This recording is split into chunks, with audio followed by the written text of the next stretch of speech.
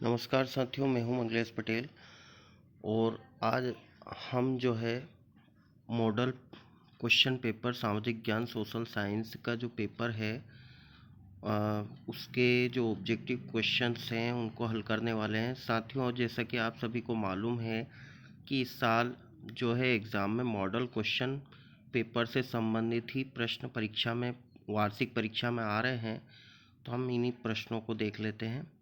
सबसे पहला प्रश्न है हमारा, सही विकल्प चुनकर लिखिए। सबसे पहला जो प्रश्न है, सही विकल्प चुनकर लिखिए। तो इसमें साथियों लौह अयस्क किस प्रकार का संसाधन है? तो ये है अनवीकरण योग्य। चौथा आ जाएगा, पंजाब में भूमि निम्नीकरण का निम्नलिखित में से मुख्य कारण क्या है? तो इसका आ जाएगा दूसरा नंबर का है अधिक सिंचाई। इनमें से कौन सी रबी फसल है? तो चना जो है इसमें रबी फसल है। निम्नलिखित में से कौन सा उद्योग चूना पत्थर को कच्चे माल के रूप में प्रयुक्त करता है? तो ये सीमेंट उद्योग आ जाएगा इसका। हमारे देश में निम्न में से कौन सा महत्वपूर्ण परिवहन का साधन है? तो हमारे देश में सड़क परिवहन सबसे ज़्यादा प्रचलित है। लौह अयस्क का उत्पादन किस राज्य में सबसे अधिक होता है? तो झारखंड में सबसे अधिक होता है साथियों। दूसरा जो प्रश्न है हमारा, रिक्त स्थानों की पूर्ति कीजिए। भारत में सिंहों का प्राकृतिक आवास स्थल गुजरात का है। पहला जो है इसका आ जाएगा गिर राष्ट्रीय उद्यान, जो है गिर राष्ट्रीय उद्यान। दूसरा जो प्रश्न है, नेपोलियन बोनापार्ट सन के युद्ध में पराजित हुआ। तो इसका आ जाएगा 1813। करो या मरो का नारा दिया था, ये महात्मा गांधी ने दिया था। करो या मरो का नारा महात्मा गांधी।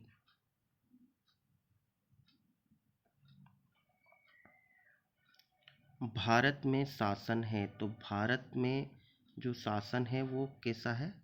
लोकतांत्रिक है। जनता का शासन है यहाँ पर, लोकतांत्रिक। रंग भेद नीति का विरोध करने वाले दक्षिण अफ्रीका के नेता जो हैं वो है नेल्सन मंडेला। Nelson Mandela.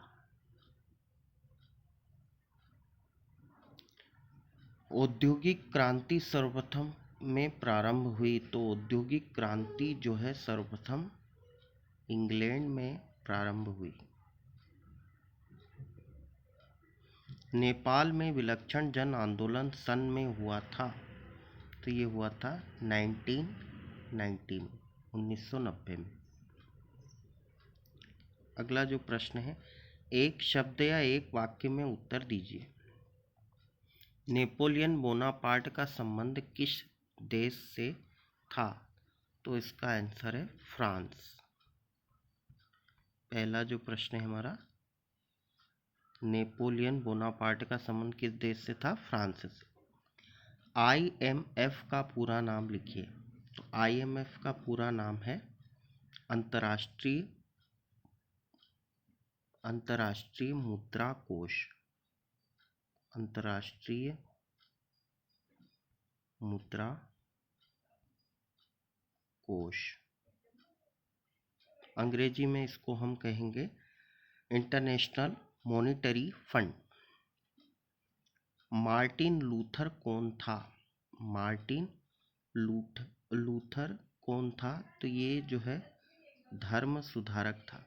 धर्म सुधारक। धर्म सुधारक था। कहाँ का था ये? जर्मनी का।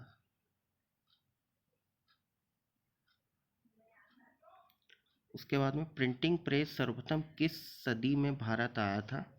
तो ये जो है 17वीं सदी में भारत में आया था प्रिंटिंग प्रेस।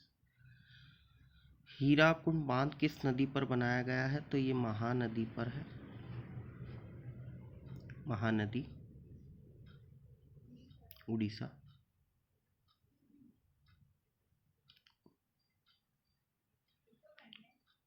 उपभोक्ता संरक्षण अधिनियम कब लागू हुआ था? तो ये हुआ था 1986। अगला जो प्रश्न है, सत्य असत्य लिखिए। इसमें पहला जो वनस्पति मूल रूप से भारतीय नहीं है उसे देशज वनस्पति कहते हैं, तो ये पहला वाला हमारा रॉन्ग हो जाएगा। श्रीलंका में सिंहली भाषा को राजभाषा घोषित किया गया है, बिल्कुल सत्य है। दूसरा, भारत में एक दलीय प्रणाली प्रचलित है, ये गलत है। 1990 में भारत में गठबंधन सरकार की शुरुआत हुई, ये बिल्कुल सही है। ईसाई धर्म की शाखाएं कैथोलिक एवं प्रोटेस्टेंट दो भागों में बांटी गई है, ये भी बिल्कुल सत्य है। शहर से ग्राम की ओर पलायन करना शहरीकरण कहलाता है, ये जो है असत्य है, क्योंकि ग्राम से शहर की ओर जाते हैं उसको हम शहरीकरण कहते हैं। सही जोड़ी बनाइए। अगला जो प्रश्न है, लोकतंत्र, तो लोकतंत्र आ जाएगा बहुतों का शासन, दक्षिण अफ्रीका नेल्सन मंडेला, पूर्ण साक्षर राज्य केरल, अर्थव्यवस्था के क्षेत्र कितने हैं? 3 हैं। मुद्रा का आधुनिक रूप करेंसी, सूचना एवं संचार प्रौद्योगिकी, इसका आ जाएगा कंप्यूटर। साथियों, ये जो प्रश्न है हमारा मॉडल प्रश्न पत्र है, इसी के हिसाब से जो है मेन एग्जाम में क्वेश्चन आते हैं। संसाधन किसे कहते हैं? भारत में पाई जाने वाली कोई दो मिट्टियाँ, काली और जलोढ़ मिट्टी कह सकते हैं इसमें। आरक्षित वन किसे कहते हैं? जैव विविधता क्या है? जूट को सुनहरा रेशा क्यों कहा जाता है? खरीफ की फसलों के नाम लिखिए। जाबर कौन थे? तो जाबर एक एजेंट थे जो दूसरे देशों में मजदूरों को पहुंचाने का काम करते थे। औद्योगिक क्रांति से क्या आशय है? गुटेनबर्ग कौन था? पंचांग से क्या आशय है? अश्वेत शक्ति आंदोलन क्या था? एफ्रो अमेरिकी से क्या आशय है? आर्थिक विकास से क्या आशय है? आर्थिक विकास किस पर निर्भर करता है? वस्तु विनिमय प्रणाली से क्या आशय है? स्व सहायता समूह का निर्णय कौन करता है? सभी सदस्य करते हैं। वैश्वीकरण क्या है? विदेशी व्यापार से क्या आशय है?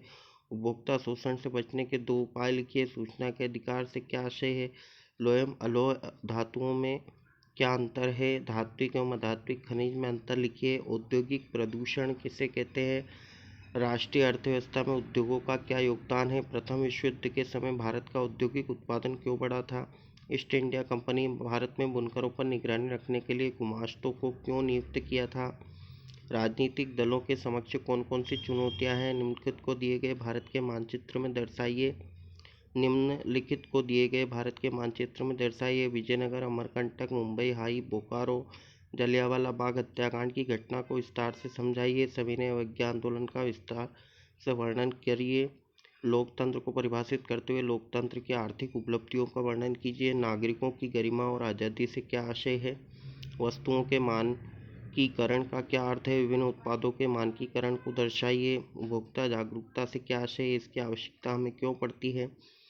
तो साथियों, ये जो हमारा जो प्रश्न है सोशल साइंस का, इसमें से जो है आपको 70% तक के जो है आंसर इसमें इसके जो प्रश्न हैं वो वार्षिक परीक्षा में आ सकते हैं, तो इसकी तैयारी आप जो है कर लेना।